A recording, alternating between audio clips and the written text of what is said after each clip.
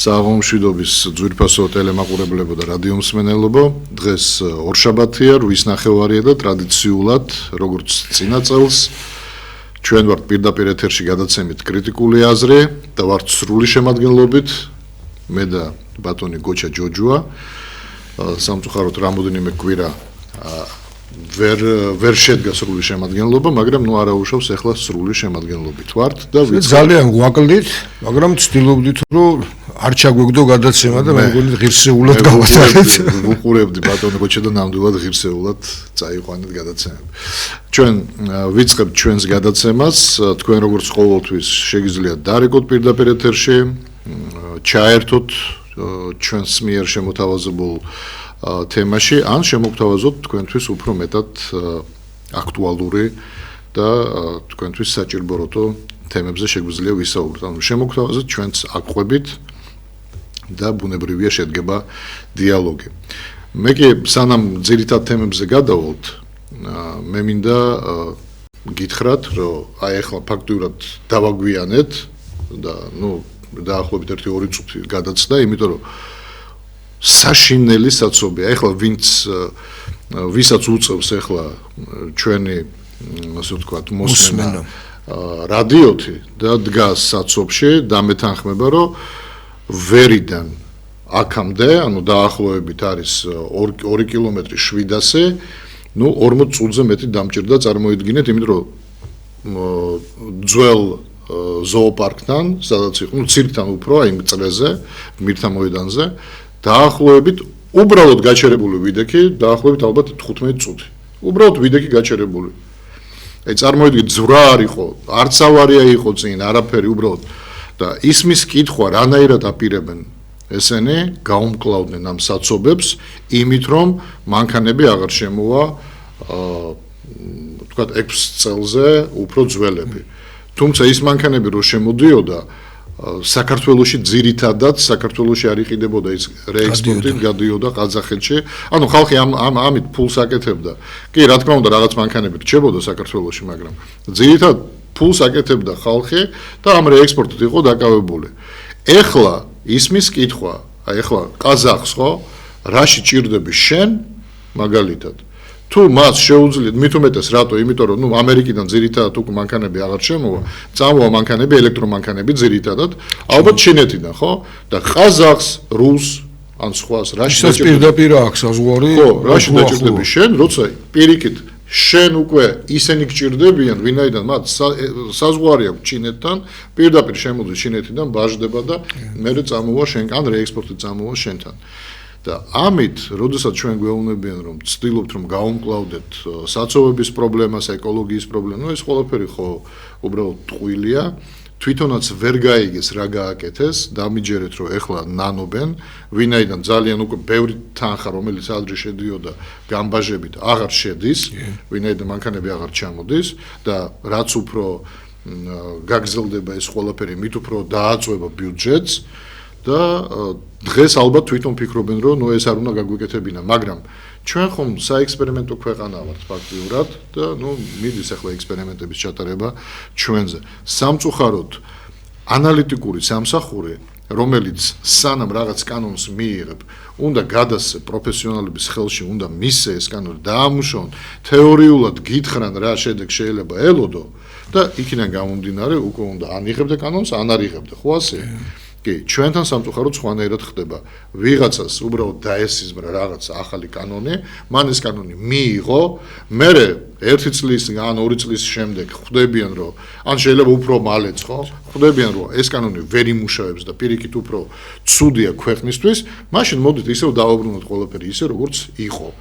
ანუ უფრო გავამკაცროთ. აი, ხო გეუბნები, საექსპერიმენტო ქვეყანა გავხდით. ანუ ჩვენ ქვეყანაზე ტარდება ექსპერიმენტები და ვეუბნები ხელისუფლებას, არც თქვენ არ აქვთ მაგდენი დრო და არც ჩვენ არ აგვაქვს მაგდენი დრო. კი, გასაგებია რომ თქვენ უკეთეს მდგომარეობაში ხართ ვიდრე ჩვენ და ზოგადად ჩვეულებრივი ადამიანები ქვეყანაში, უკეთეს მდგომარეობაში, მაგრამ ეს მდგომარეობა დიდხანს არ გაგრძელდება. დამიჯერეთ, თუ თქვენ ასე გააგრძელებთ, ეს მდგომარეობა არ გაგრძელდება დიდხანს. მე ერთადერთი ამ მართულებას დავამატებდი, რომ გარკვეულწილად ალბათ სუფთა ადამიანური გაგებით ეშმაკის ადვოკატი ვიქნები, ალბათ ფიქრობ რომ პრობლემა ნამდვილად არის საცობები. რა შეიძლება რომ გაკეთდეს საცობების მისათვის რომ განიმუხტოს. არა, პრობლემა რო არის, რეალურად ამას ისინი ხედავენ.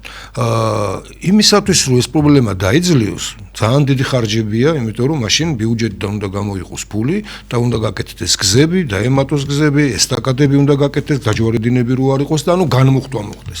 ისინი ხედავენ რომ ამის საშუალება მათ არ აქვთ. აქედან გამომდინარე, მაშინ იმიტაცია მაინც ხომ უნდა შექმნა იმისი, რომ მე ვცდილობ რაღაცის გაკეთებას. აი, ამიტომაც არის, რომ თქვათ, ეკოლოგიაზე ვზრუნავ, იმიტომ რომ კაიხანია ჩვენ ტელევიზიიდან ხშირად გვისაუბრია იმაზე, რომ ადამიანებს ონკოლოგიური დაავადებები რახან აქვთ, რა იწვევს ამას? იწვევს ის, რომ ჰაერი დაბინძურებულია, იწვევს ის, რომ ამ ყველაფერს იწვევს სწორედ ის, რაც ქალაქში ხდება, ზაფხულობით ყველა ხედავს იმას, რომ მასავით, რა ქვია, ბუღი, სმოგი ქვია, ხო? მას ადგას ხო? ანუ იფიქრეს რომ მოდი დავანახოთ მოსახლეობას, რომ ჩვენ ვცდილობთ რაღაცა გავაკეთოთ. რა გამოგვდის? ნუ ეს იმ სიტუაციიდან გამომდინარე, რაც გამოგვდის, მაგრამ რომ ვცდილობთ, ხო აი ამისი დანახვების მცდელობაა. თუმცა კიდევ და სავსებით გეთანხმები ამაში, ასეთი მცდელობებიც კი არის სისულელე, იმიტომ რომ სინამდვილეში კიდევ უფრო გაუარესდება მდგომარეობა, იმიტომ რომ ადამიანები, რომლებიც იმ მანქანებს ხო არ გააქრობენ, რაც ყავდათ. ანუ იმაზე უფრო ძველი მანქანები დარჩება. უფრო მეტად იქნება ის, რასაც ესენი ებრძვიან გამონაბოლქვის წინააღმდეგ თუ მიდიოდა ლაპარაკი. ამ ყველაფერს სინამდვილეში, ისევე როგორც ერთის ხრივ გზაა საჭირო, მეორეს ხრივ მშენებლობები, რომელიც პირდაპირ, აი, კორპუსია ჩამდგარი და წარმოიდგინეთ, იმ კორპუსში ხო თვითონ მანქანა მაინც ყავს ოჯახში ხო ადამიანს. ამას კი არ აკეთებენ, რომ იქნება და მოვახერხოთ, რომ მშენებლობებს ქალაქის ცენტრში მშენებლობები, მე ვფიქრობ, რომ საერთოდ უნდა გააჩერო რაღაცა პერიოდი მაინც, შეხედო რა მდგომარეობა, ანალიზი გააკეთო, რასაც შენ ამბობ, ანალიტიკური სამსახური საერთოდ არ აქვს.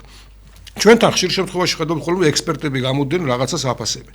ეს ექსპერტები სატელევიზიოდ მოსახლეობას რო ელაპარაკებიან და მხოლოდ ამისთვის ცდება ხო ეს ყველა ეს ადამიანები. სინამდვილეში ხო სახელმწიფო უნდა აკეთებდეს ამას, რომ მას უნდა ყავდეს ექსპერტები, რომლებიც დათვლიან, გააკეთებენ, ისევე როგორც თანაც საინტერესოა, თანხას იხდიდნენ კიდევაც, ხო? მე ვიცი რომ რამოდენიმე თქვა გერმანული რაღაც ისინი ყავდათ, რა ქვია, დაქირავებული რა ქვია ფირმები, რომლებსაც უნდა შეესწავლათ გზებზე როგორ უნდა ყოფილიყო ჭკვიანი იმაზე რა ქვია შუქნიშნებს და რეალობაში ხო ეს არშველის საქმეს თუ არ დაიწყებდა რამდენადაც ვიცით არის ხოლმე რომ მოკლევადიანზე და ნაკლები რესურსით არის სწორედ ის რასაც ესენი ცდილობენ გააკეთონ, მაგრამ არის გრძელვადიანი და სწორი დათვლა, როდესაც კაპიტალ დაბანდებაა საჭირო იმისათვის რომ ელემენტარულად ქალაქში განმუხტვა მოხდეს, იმიტომ რომ ეს პრობლემები მარტო ჩვენ ხო არ აგვაქვს. თუმცა სოფლიოს კონდა ეს პრობლემები, მაგრამ უაგვარეს. კი ბატონო, ზარი ეთერში შემოუშვით.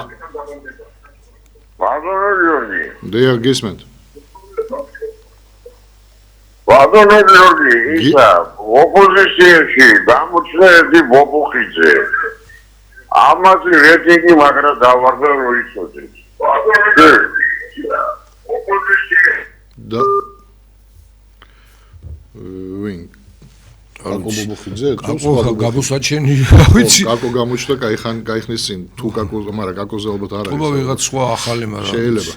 მე რაზე ვამახვილებ ყურადღებას, როდესაც შენ ცდილობ რეალურად შეებრძოლო პრობლემას, გამორიცხულია რომ ჩვენ ეს ვერ დავინახოთ თუ შენ შემომთავაზებ რეალურად იმ რეალურ მეთოდებს, რომელიც მართლა პრობლემას შველის. მაგრამ როცა მეუბნები რომ 6 წლიანი მანქანა უნდა ყავდეს, ან უფრო ნაკლებად, ხო? მეტის არ შეიძლება. რატო? ნუ ვებრძვით საცობებს და ასე შემდეგ. ეხლა მე მეყოლება 6 წლიანი, აი მაგალითად მე მინდა ვიყიდო რაღაცა Mercedes-ის ჯიპი ან Range Rover-ის ჯიპი, ხო? და ამერიკაში ასეთი ჯიპი აუქციონზე შეიძლება თქვა ღირს 20-25 $, მაგრამ ღირს 17-იანი, 18-იანი. ანუ მე რო ვიყიდო 21-იანი, მე მჭირდება დაახლოებით ალბათ 60-70 $. არა მაქვს მაგდენი ფული და უნდა ვიყიდო რაღაც. ეხლა შენ არ მაძლევ საშუალებას რომ 25,000 $-ად ვთქვათ მაგდენი სიტყვაზე ვამბობ, ხო, ვიყიდო 18-იანი ჯიპი, მაგრამ მე თუ მანქანა არ მყავს, რაღაც თხო უნდა ვიარო. ესე იგი, ამ 25,000 $-ის ფარგლებში მაინც რაღაცას ვიყიდი. კი ბატონო, ეს იქნება 21-იანი რაღაც საცობთან ეგ რა კავშირში. მე მაინც მანქანით ვივლი. აი რა კავშირშია? თუნდაც ელექტრომანქანა ელექტრომანქანით როია. ხო, შენ რომ მე მითხრა რომ მე ვგრძალავ ყველა მანქანას რომელიც საწვავზე მუშაობს და არა ელექტროზე ვთქვათ რა, მაშინ მესმის რომ ეკოლოგიას ებრძვე. აქ საცობზე საერთოდ არ უნდა ისაუბრო, იმიტომ რომ გინდა ელექტრო ყავდეს, გინდა ბენზინი ვთქვათ, საცობთან კავშირში არ არის. მე მანქანა მეყოლება ახალი თუ ძველი, მაინც მეყოლება თუ მანქანა მჭირდება და მაინც ვიბლი იმ მანქანებს. ამიტომ საცობებს იმით რომ შენ შეამცირებ წლებს ვერანაირად ვერ შეებრძოლებ. ესენი ეთყობა ერთი მომენტიც არის, რომ სადღაც თქვათ 5,000-ით, 4,000-ით მანქანას ვყიდულობდნენ ადამიანები, განსაკუთრებით ვინც აი მუშაობას იწყებდა და თქვათ უკვე შეეძლო სესხის აღება ბანკში და შეიძლება ითქვას, რომ ეს ადამიანები სამსახურში უკვე მანქანით მიდიოდნენ და აქედან გამომდინარე ძალიან ბევრმა ადამიანმა შეიძინა. ეხლაც იყიდიან მანქანას. ეხლა პირიქით უყურე, ეხლა ხო გაუჭირდება იმ 5,000 პარკლებში მანქანის ყიდვა. იმ საწყალ კაცს ვთქვათ. აიღებს სესხს, იყიდის 10,000-იანს. ანუ ცალკე სესხი უნდა იხადოს ბანკში.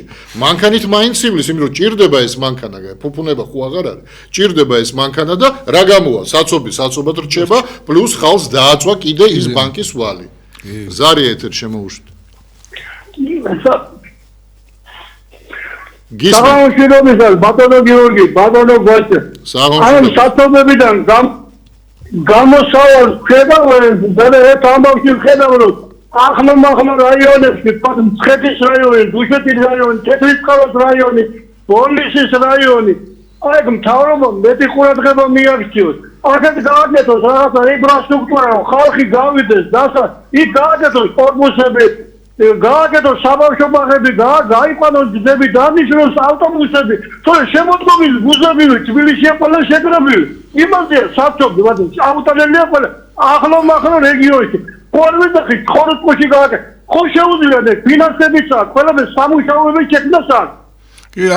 კორპუსები აშენოს ამ მცხეთის რაიონში. აი თქვენ რასაც ამბობთ? დუშეთის რაიონში და ხალხი დანიშნოს ავტობუსები. აი თქვენ რასაც ამბობთ, მანდ ერთ-ერთი მთავარი. კი, ერთ-ერთი მთავარია, კორპუსებზე კი არ არის. სამუშაოს ამბობ და სწორედ იძახით. ის ადამიანები აქ ჩამოდიან სამუშაოდ, იმიტომ რომ თბილისი არის ერთადერთი, სადაც ფული შოვა. წვრილი მეურნეობები. მესაქონლეობა შეიძლება დასაქმდეს ხალხი თბილისია ყველა. იმაზეა პრობლემები და იმაზეა უბედურობა თბილისში. როგორ შეიძლება 3 მილიონი ქვეყანაში 2 მილიონი დედაქალაქი იყოს? ეთანხმებით და სოფლები კიდე მიგდებულია, გაუბედურებულია, თეთრიწყაროს რაიონი ნახეთ, გინა თონეთისკენ აიღეთ, ახლა გზებს არ აგავ, მიგდებული, კომუნისტები თოს გაკეთებული, ყველაფერი თეთრიწყაროს რაიონი მიგდებული, ქვემო ქართლი მიგდებული, მცხეთის რაიონი მიგდებული, დუშეთი მიგდებული, ყველაფერი. კალანძეს ვადრეს მილიონებს. მიხედა ცოტა სოფლები და ხალხი გამოვა რაიონებში.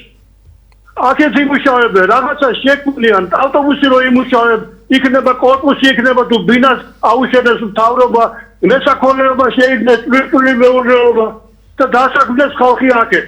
როგორ საზღვარგარეთ კეთდება? აი ეს არის გამოსავალი ბატონო გიორგი. აქ 20 მეტრიანი ავტობუსები შემოიყვანა კალაძემ. მაგრამ თავში ტვინი აქვს საერთო? როგორ შეიძლება ქალაქის მერი იყოს?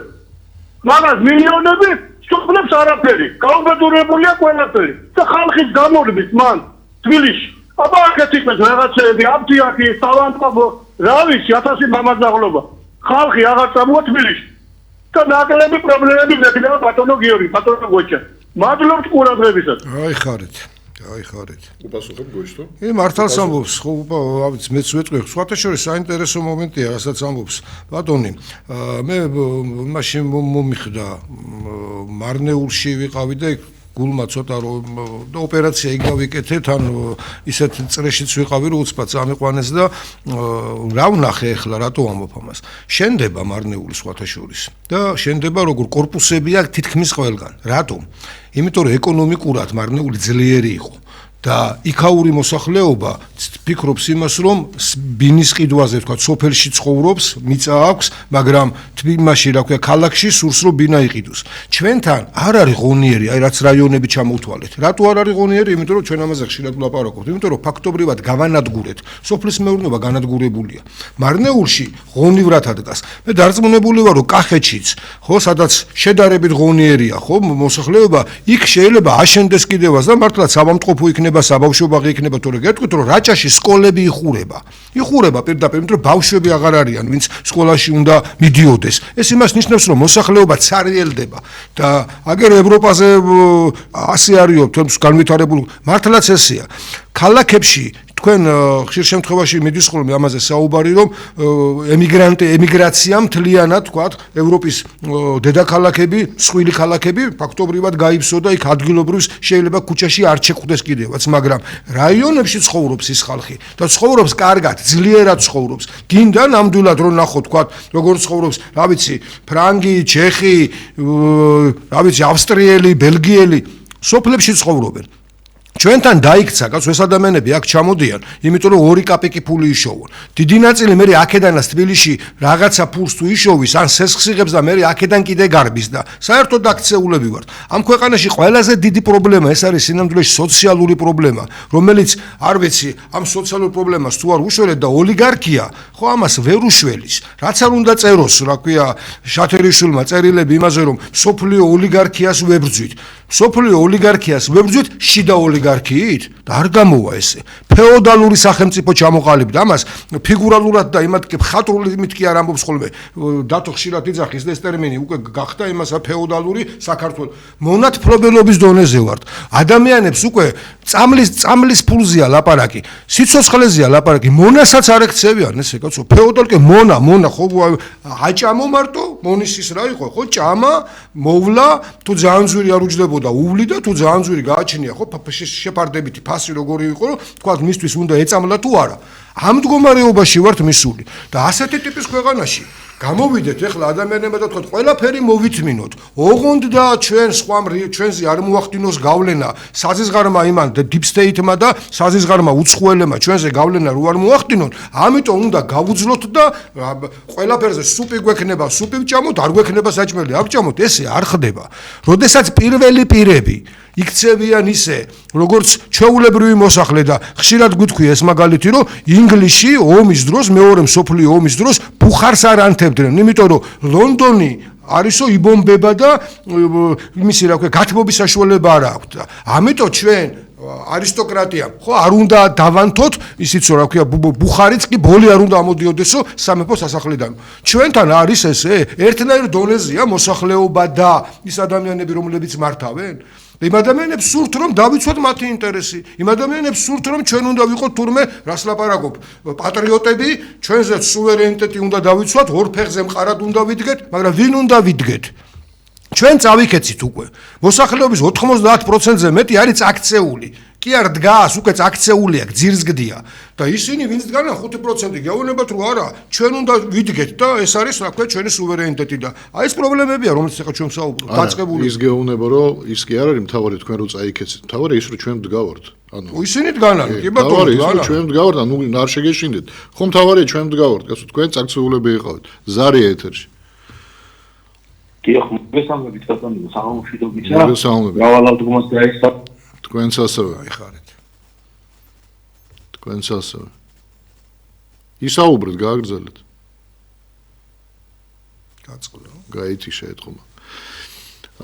უყურე გავაგრძელებ იმ თემას, რეგიონების თემას. ანუ უცხოეთში ძირითადად აი პროვინციები, ხო, ანუ პროვინციებს ეძახიან. ეს პროვინცია რა, სოფელი კი არ არის პროვინცია. პროვინცია არის ცალკეულად აღებული ქალაქი თავის რაიონებით, რომლებიც აი ჩვენ რო სოფელს ვეძახით, შენ რო იქ შედიხარ, სოფელი არ ქვია იმას. იმას ქვია პატარა ქალაქი. სოფელი ჩვენ რო გონია რომ სოფელი რა, სოფელი იქ რო შედიხარ, იმ პროვინციაში რო შეხვალ, ეს არის ცალკეულად აღებული დიდი ქალაქი თავის რაიონით, კი, და განვითარებული ინფრასტრუქტურით. ზარია შემოუშვით, იქნება ის ბატონი რეკავს. გისმენთ? ძალიან მომწონს გადაცემა და მე მინდა ერთ პრობლემაზე მოგახსენოთ.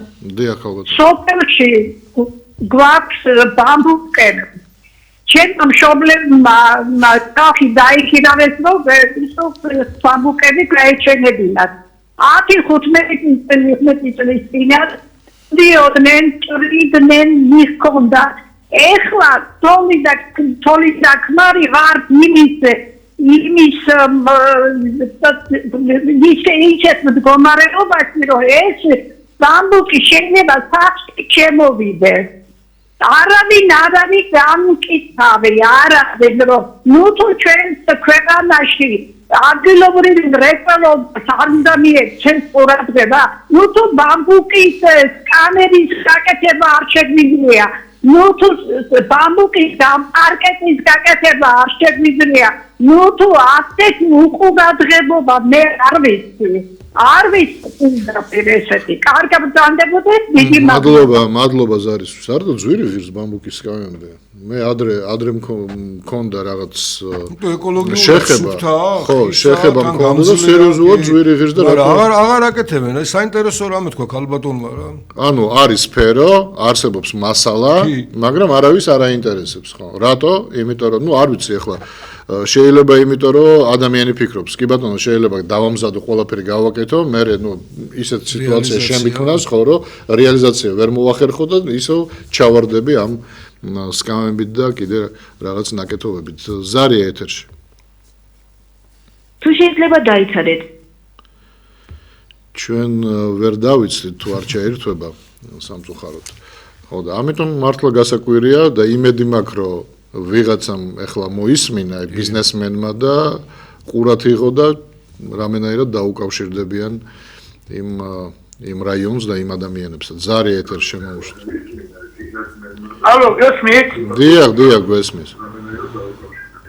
ნუ გამაკავშირეთ რა, ეხოცებით. რა არის? პირდაპირ ეთერში ხართ, ისაუბრეთ.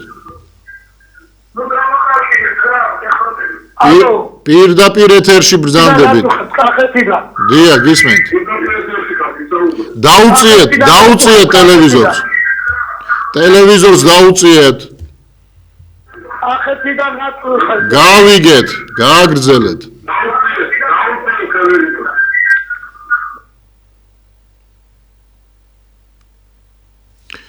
გაითიშა. აი ხომ ხედავთ, რამდენი დრო დაგვაკარგინეთ ჩვენს და თქვენს დაკარგეთ ეს დრო. ნელ-ნელა ისწავლის. კი ბატონო, ზარი შემოუშვით.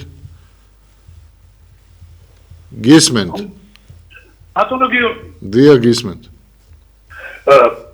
მარტო გაიზახით რომ კეკემინდაო.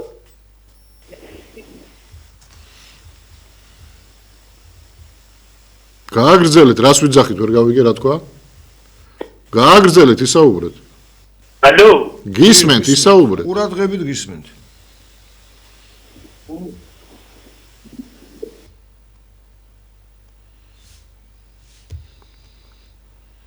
ხო ისმოდა ხმა და რატო არ ისაუბრა? კი ბატონო, ანუ დარეკავენ ალბათ რაღაც სათქმელი გქონდათ, ან ჩვენი სათქმელი არ მოეწონათ, ჩვენი ნათქვამი უფრო სწორად და კი ბატონო, ჩვენ ყოველთვის მზად ვართ კრიტიკისთვის. ეს გადაცემა არის კრიტიკული აზრი, როგორც თქვენი მხრიდან ჩვენ მოვისმენთ კრიტიკას, ასევე ჩვენი მხრიდანაც უნდა მოისმინოთ კრიტიკული მიდგომები სხვადასხვა საკითხთან მიმართებაში. ზარია ეთერში.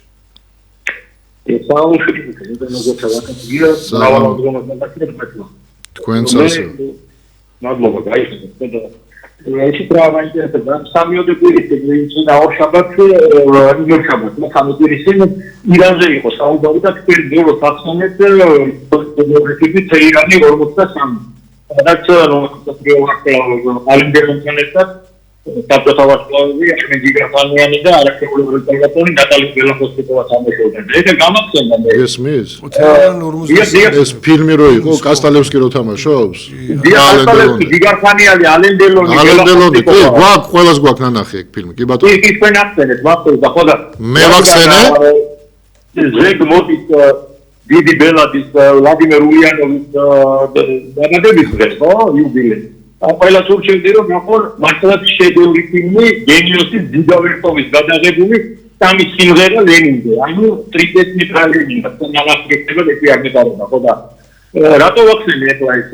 მიდით უკვე აღმოსავლეთ ევროპა მაგზისკენ, აი მაგაზე იქნება განაცხადო თორიოდები, ბულგარეთმა განაცხადა, რომ რუსეთის გარეშე ჩვენ აღარ შეგვიძლია მისი ენერგომატარებლების გარეშე.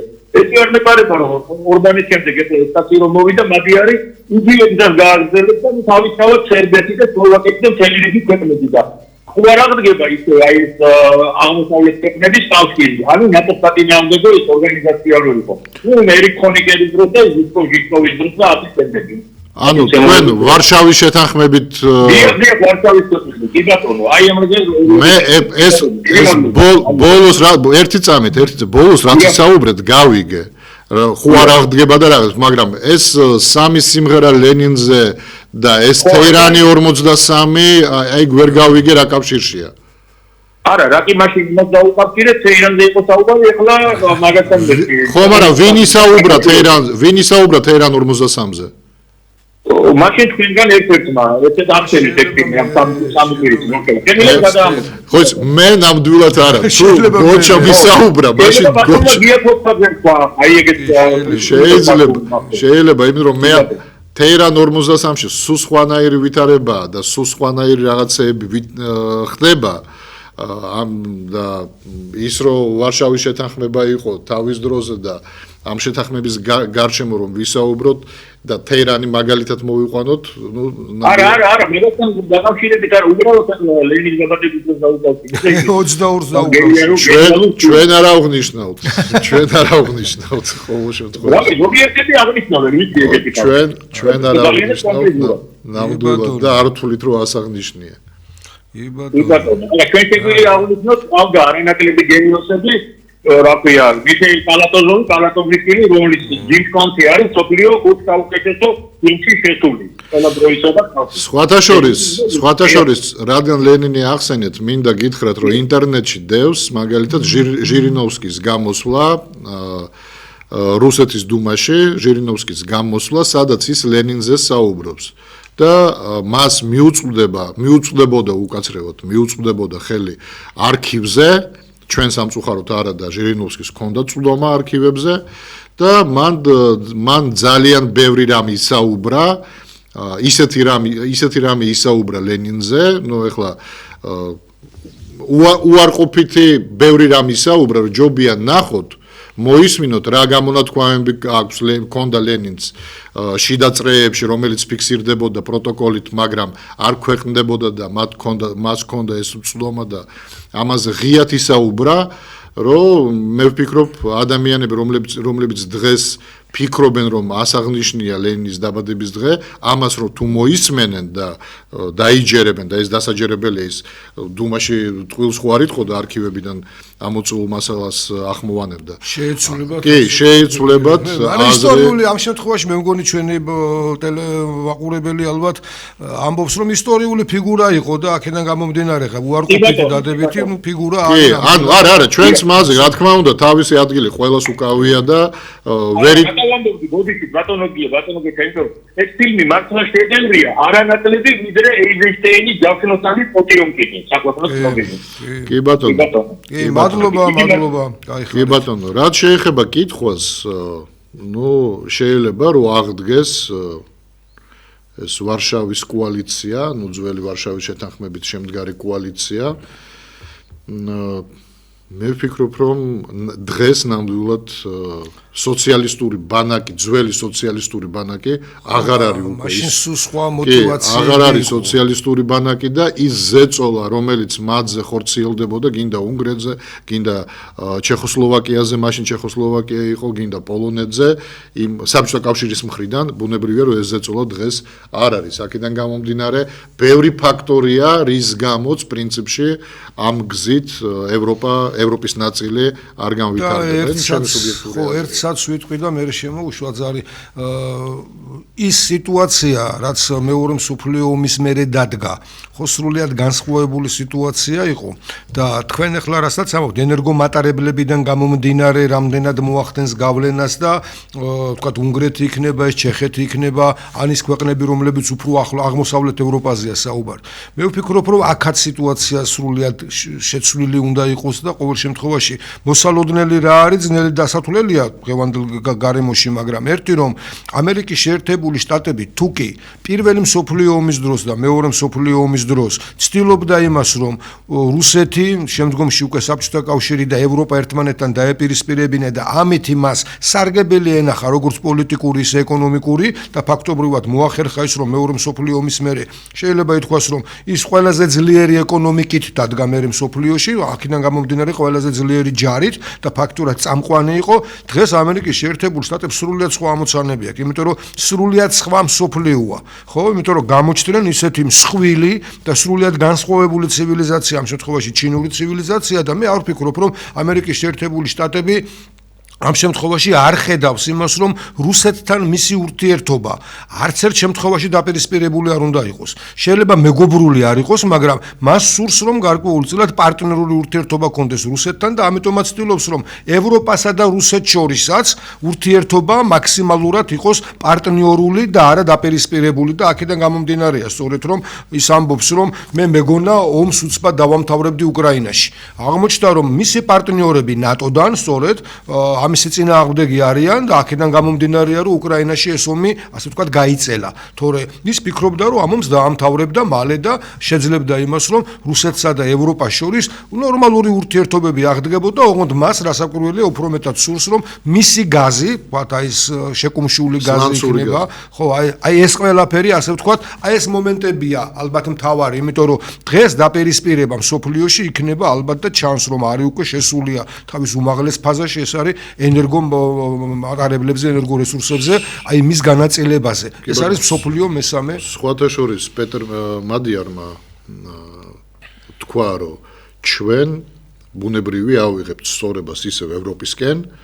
მაგრამ ის რომ ჩვენ შევწყვეთ ურთიერთობას რუსეთთან პირდაპირ დაასახელა ენერგომატარებლებიდან გამომდინარე, ეს არის ტყუილი, ჩვენ გავაგრძელებთ ურთიერთობას, შევეცდებით რომ შევინარჩუნოთ ეს ურთიერთობა, რომელიც არის ენერგომატარებლებიდან გამომდინარე.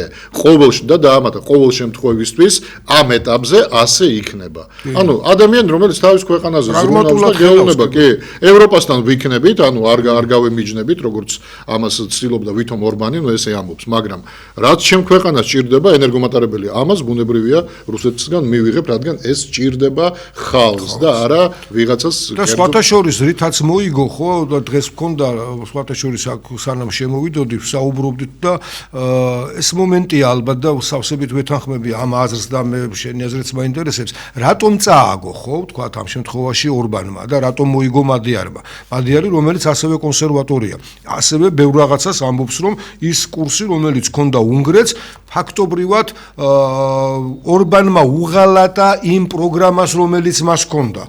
და ორბანი ფაქტიურად ბოლო 5-6 წელია შეეფლო კორუფციაში, გახდა ოლიგარქი და ამიტომაც გადაწყვიტა ხალხმა, რომ ასეთი ოლიგარქიული სისტემა იყო ქვეყნისთვის დამღუპველი და აქედან გამომდინარე არის, რომ ფაქტობრივად მეც ვფიქრობ იმას, რომ რადიკალურად არ შეიცვლება ის კურსი, რომელიც აქვს უნგრეთს და არა მარტო უნგრეთს, აგერ ბატონი რასაც ამბობდა, მე ვფიქრობ, რომ პირიქით უფრო მეტად აღმოჩნდება ევროპის ქვეყნები, რომლებიც იძულებული გახდებიან, განსაკუთრებით ორმუზის კრიზისის მერე, რომ რუსეთისგან მიიღონ ენერგომატარებლები და მაქსიმალურად პარტნიორულ ურთიერთობაში ამ ხრივ გადავიდნენ მათთან. ასე რომ მე ვფიქრობ, რომ აი ჩვენთან საქართველოშიც თუ ავიღებთ, ხო, საქართველოში სინამდვილეში ქართულმა ოცნებამ უღალატა იმ პრინციპებს, რომელიც ნათქვამი ჰქონდა. ქართული ოცნება საპირისპირო მიმართულებით წავიდა და ის ამბობს, რომ ერთადერთი, რასაც ასე ვთქვათ, დღეს ამართლებს, რომ აი ჩემი სუვერენიტეტი მინდა შევინარჩუნო, ოღონდ ეს სუვერენიტეტი კიდევ ამბობ და ორ ფეხზე უნდა ვიდგე და სხვა ნაკლები გავლენა უნდა მოახდინოს. თავის ქვეყანაში რომ ხალხი ფეხზე იდგეს მართლა, რაზეა საუბარი? აქ რომ ქვეყანაში სოციალური მდგომარეობა მაგრად იყოს, აქედან ხალხი არ გარბოდეს, ხო, დაუდგები გვერდზე და კი ბატონო, ერთად ვეჭიდაოთ აღმოსავლეთს, დასავლეთს, იმიტომ რომ მან ყველა მიმართულებით ფაქტიურად გამოაცხადა ომი და სულ ყველა თერს გარშემო ყველაზე ამბობს, რომ აგენტები არიან ამ ქვეყანაში, ყველანი ცდილობენ იმას, რომ დღევანდელი ხელისუფლება შეცვალონ. ხო, ეს არის დღეს ამათი мотиваცია და იქ იმიტომ შეიცვალა სწორედ, რომ ორბანს რაც ჰქონდა ნათქვამი, ამ პრინციპებს უღალატა, იმიტომ რომ კორუფციაში, ფულში ოლიგარქია ფაქტიურად შეიქმნა და აი ეს იყო, რაც უნგრელმა ხალხმა გააკეთა სწორი არჩევანი. დაახლოებით ალბათ ამ მდგომარეობაში შემოვიყვანოთ და მე ამ თემას გავაგრძელებ. შემოუშვით ზარი. ეთერში ვარ დიახ ალბათონო პირდაპირ დიდი პატივისცემი თქვენგან ბატონო გიორგი და ბატონო გოჩა შეიძლება თემას უნდა გადავუხვიო მაგრამ რა მაინტერესებს იცით აიც რატომ არ არის მოთხოვნა აი ამდენი უბინაო ხალხი არის ხო საქართველოში სულ 3 მილიონამდე ადამიანი ვარ ხო არ შეიძლება ამ კალაძემ რო ამ პარკებისა და კი ბატონო კაია სტრელები და პარკები და ბაღები მაგრამ თბილისში შემოგარენში ამდენი ადგილია და რო 5 სართულიანი კოტეჯები ააშენონ და დააკმაყოფილონ ეს უბინაო ხალხი უკვე თბილისის ცენტრში უკვე ესე ჩვეულებრივ ხალხს ბინებს ვეღარ ააშენებენ იმიტომ თუ კერძო კომპანიები ააშენებენ თან ვისთვის არაბებისთვის და აი ჩვენი ყოფილი მტრებისთვის ხო აი მე მიყვის აი ხალხისგან რატომ არ არის მოთხოვნა მუნიციპალიტეტი დატოვარჩენებს კაცო აი ესე ხარ შეიძლება ხო ხალხისგან ქალბატონო განა არ არის მოთხოვნა უბრალოდ შესრულება არ არის ხელისუფლების მხრიდან თორე მოთხოვნა როგორ არ არის ხალხისგან ხო გამპირები ესე იგი ესეთი კაცთმოძულე როგორ უნდა იყოს ხელისუფლება კაცო თავის საკუთარი ხალხი ის კარგული ქალაქებიო და აქ ეს საწყარი ხალხი დააბინაოს რაღაცა გაუკეთოს ხო ქალბატონო ბოდიში რა ესეთი აფსოდებისთვის რა არა კარგია რომ ასეთ პრობლემებს ახენებთ მაგრამ უბრალოდ უნდა გესმოდეთ ყველაფერი დადის ისევ ფულამდე ანუ შემოსავლამდე თუ აშენდება ქალაქ გარეთ აი როგორც თქვენ ბრძანეთ ნუ ეს კოტეჯი აღარ ქვია 5 სართულიანს უკვე корпуსი ქვია თუ корпуსები აშენდება და იაფად გაიყიდება იქ ბინები მაშინ ის იაფად გაყიდული ბინა არ გაიყიდება ძვირად უკვე თბილისში სადაც ეს იყიდება ხო სადაც აი კერძო კომპანია ხო რომელიც კერძო კომპანია რომელიც შეთანხმებით აშენებს მერიასთან და ასე შემდეგ ის ვერ გაყიდის იმდენ ბინას რამდენსაც ყიდის დღეს და რატო იმიტომ რომ ადამიანი რომელიც რაიონიდან ჩამოდის იაფად იყიდის იქ ბინას ქალაქ გარეთ ცოტა ქალაქ გარეთ ასე ვთქვათ და იცხოვრებს იქ და განვითარდება ინფრასტრუქტურა რაც უნდა ხდებოდეს წესით ქალაქი უნდა გაიშალოს მაგრამ საქმე იმაშია რომ მათ აიძულებენ ვინც ჩამოდის თბილისში და ხელზე აქვს სიტყვაზე მო $100,000 რომ ვერ იყიდოს $100,000 ნორმალური რამ თბილისში აიღოს ბანკის სესხი აქ ყველაფერი იმაზეა დამოკიდებული როგორ უდგები საკუთარ მოსახლეობას თუ შენ გინდა ვალებში ჩააგდო და მაშინ მონებად გეყოლება ყოველთვის მით უმეტეს თუ ეს საჯარო სამსახურში მუშაობს და ვალი აი საბანკო ვალი აქვს აღებული ის ყველაფერს შეასრულებს ოღონდაც არ გამოსახურის შიშით რასაკვირველია ყველაფერს გააკე ანუ ეს უფრო პოლიტიკაა და ილეთები რომელსაც იყენებს ხელისუფლება ვიდრე ზოგადი ხედვა როგორ უნდა ვითარდებოდეს ქალაქი თორე როგორ უნდა ვითარდებოდეს ქალაქი დამიჯერეთ იციან თვითონაც მაგრამ არ აწყობთ ამ შემთხვევაში კეთილი რაც შეეხება იმ თემას რომელიც შენ წამოიწყე მე მაგალითად ცოტა სხვანაირად დავინახე ეს ყველაფერი ამაში გეთანხმები რომ ვთქვათ კონსერვატიული მიდგომა აქვს ერთსაც და მეორესაც ქონდა იმას ხო ორმანს მაგრამ სხვა რამეც დავინახე უყურე ხალხი ყვიროდა თუ კარგად აკვირდებოდი არჩევნებს ხალხი ყვიროდა ლოზუნგებს რუსეთის წინააღმდეგ უყურე ხო შენ ანუ რაღაც ნაწილმა ადამიანების რაღაც ნაწილმა მადიარის გამოჩენა გაიგო ისე რომ ჩვენ უპირისპირდებით რუსეთს ორბანს კიდე რუსეთთან ჩვენი ჩათრევა რუსეთში უნდოდა ხო შეთრევა ხო და ამიტომ გაუხარდათ და მისეს მადიარს ხმა ვიღაცამ დაინახა რომ ორბანი კორუმპირებულია რაღაცა და მოდი მადიარს მივცეთ ხმა ვიღაცამ ის დაინახა ვიღაცამ ეს დაინახა არა აქ ამას მნიშვნელობა გაერთიანდნენ მადიარის გარშემო მაგრამ ძირითადად ყველას ვისაც შეეკითხები ყველა გეტყვის რომ ნუ ამოგვივიდა ხო 16 წელიწადი უკვე ამოგვივიდა ხელში ერთი და იგივე პერსონა ამდენი ხნის განმავლობაში ყველა ის სოციალური ჯგუფი რომელიც რუსეთს უპირისპირდება რომელიც აპროტესტებს თქვათ კორუფციას და ასე შემდეგ ყველა თანხდება ერთ რამეში რომ არ შეიძლება 16 წელი ადამიანი იდგეს ქვეყნის სათავეში და ქვეყანა არ ვითარდებოდეს და მადიარმა ზუსტად იმიტომ აი მე და შენ ადრე საუბრობდით შენ თუ გახსოვს რომ ბოლოს და ბოლოს რაღაც კანონის დონეზე უნდა იყოს მიღებული ის რომ არ უნდა მისცე უფლება პოლიტიკურ პარტიას იყოს 30 წელიწადი ხელისუფლებაში თქვა ან 16 წელიწადი აი მადიარმა ზუსტად ეგ ისაუბრა კანონი უნდა მივიღოთ და ეხლა საკონსტიტუციო უმრავლესობა რადგან აქვს რომ კონსტიტუციაში ცვლილება უნდა შევიტანოთ რომ არც ერთ პარტიას ზედიზედ არ უნდა კონდეს იმის უფლება თქვათ რომ რამდენი ხანიც უნდა იმდენი დარჩეს ხელისუფლებაში. თან სად უნგრეთში სადაც არჩევნები ესე არ ყალბდება. ხვდები? მიუხედავად იმისა, რომ არჩევნები ესე არ ყალბდება ქაღალდების შეწურებით და იმით, რომ იციან, რომ ადამიანი შეიძლება შეცდომაში შეიყვანო შენი პროპაგანდით. ანუ თავიდანვე მოატყურო და დააჯერო, თქვა. აი, ამის უფლებაც კი ამის უფლების წართმევაც კი უნდა მადიარდა. სწორ შვება. იმიტომ რომ შენ თუ 8 წლის განმავლობაში ქვეყანა ვერ დააყენე ფეხზე. ან ყოველ შემთხვევაში ის გზა ვერ დაანახე ხალხს, რომ ქვეყანა მართლა ხვალზე დადგება ფეხზე. არ უნდა დარჩე კიდე მე-12 წელსაც, მე-16 წელსაც.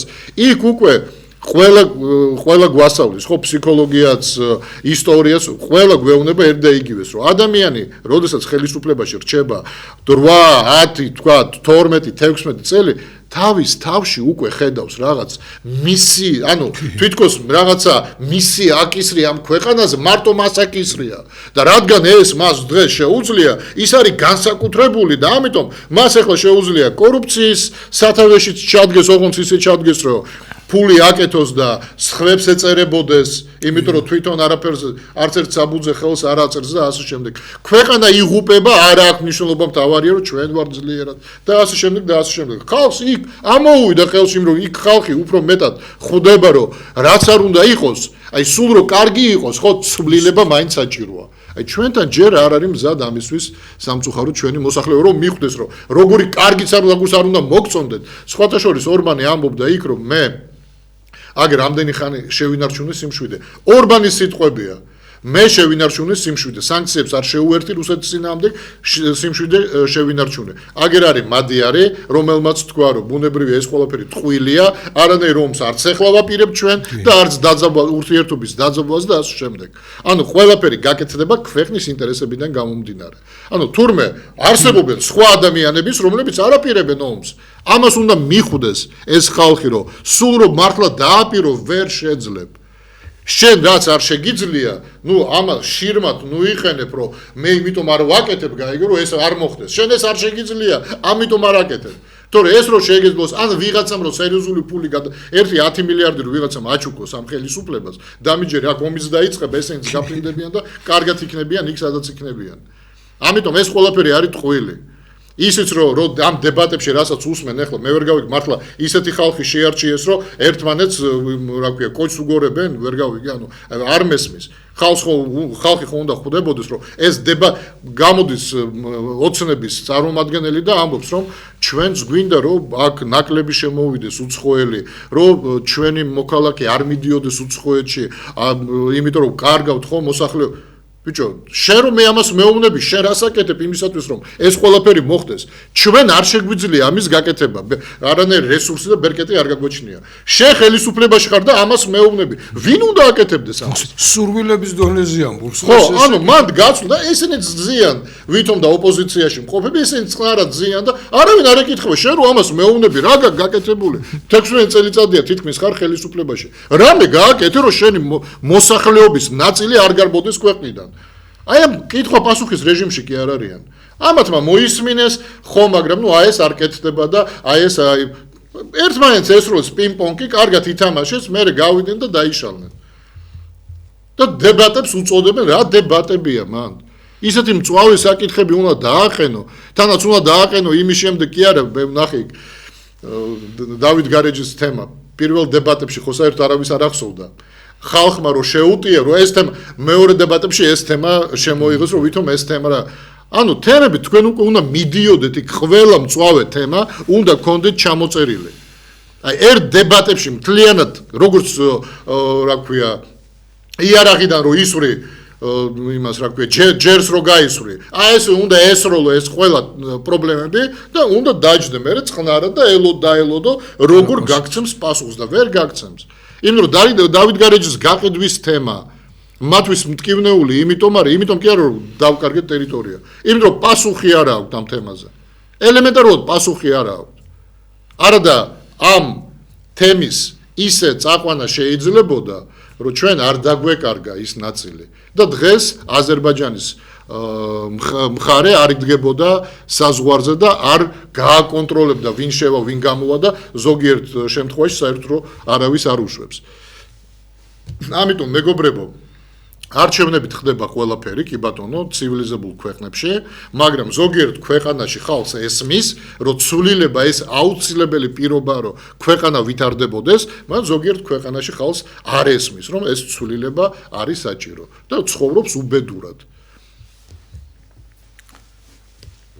რთულია, მაგრამ ალბათ ჩვენი ასე ვთქვათ მიზანი სწორედ ის არის, ხო გიორგი და მე ვხედავ იმას, რომ მოსახლეობის დიდი ნაწილი თანდათანობით უკვე რეალობას ხედავს, იმ რეალობას ხედავს, რომელიც რეალობაც სინამდვილეში თვითონ მათ არ შეცვალეს.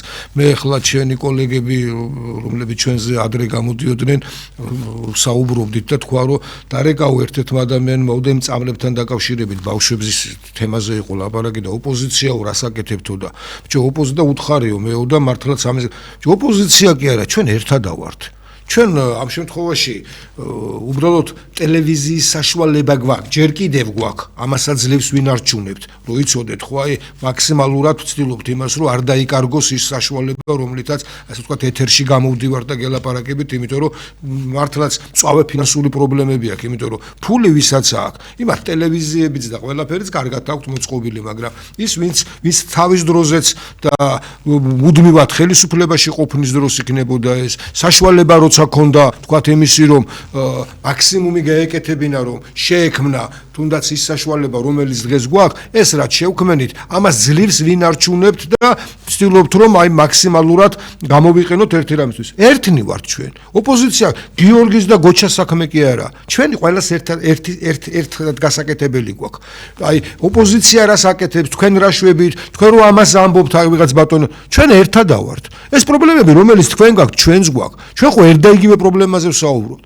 როგორ უნდა მოვახერხოთ იმაზე მეც ჩვენ ვერ ავწევთ მაგ ხელა ძალა რო გქონდეს რომ ჩვენ ერთი სიტყვით შეგვეძლოს რომ აბა ეხლა ესე იქნას არ შეგვიძლია ეს ერთად შეგვიძლია მხოლოდ და მხოლოდ ასე რომ ოპოზიცია ხარ თქვენც ვინც ხედავთ იმას რომ რეალობაში საქმე არ კეთდება ქვეყანა დაიქცა ურთულესი მდგომარეობა და ყველამ ერთად როგორ მოვახერხოთ ის რომ ეს ყველაფერი შევცვალოთ ეს გვაქვს მოსაძებნი ეს გზა და ვფიქრობთ ამასაც ვაკეთებთ კიდევაც, ოღონდ ვფიქრობთ, რომ აი ეს კონსოლიდაცია მოვახერხოთ ერთმანეთთან ამ ურთიერთობით და მე მგონი შევძლებთ, იმიტომ რომ ასე ხდებოდა ყოველთვის. ასე ვითარდება ისტორია და მე დარწმუნებული ვარ იმაში, რომ რაღაცა ნაწილი, რომელიც დღეს ქართულ ოცნებას მხარს უჭერს, აი ეს ნაწილია მთავარი, რომ იმ ნაწილმა დაინახოს და ის დაგვიდგეს გვერდზე. ერთად დავდგეთ. ერთად, იმიტომ რომ მათთვისაც, მათი შვილებისთვისაც, მათი შთამომავლობისთვისაც ვაკეთებთ ამ საქმეს. კეთილი, პირველი ნაწილის დრო ამოიწურა, ჩვენ შევხვდებით დაახლოებით 10 წუთში და ჩვენ შემოგვიერთება საფრანგეთიდან გიორგი პოპხაძე ახალი ამბებით ევროპიდან. ახლა კი დროებით.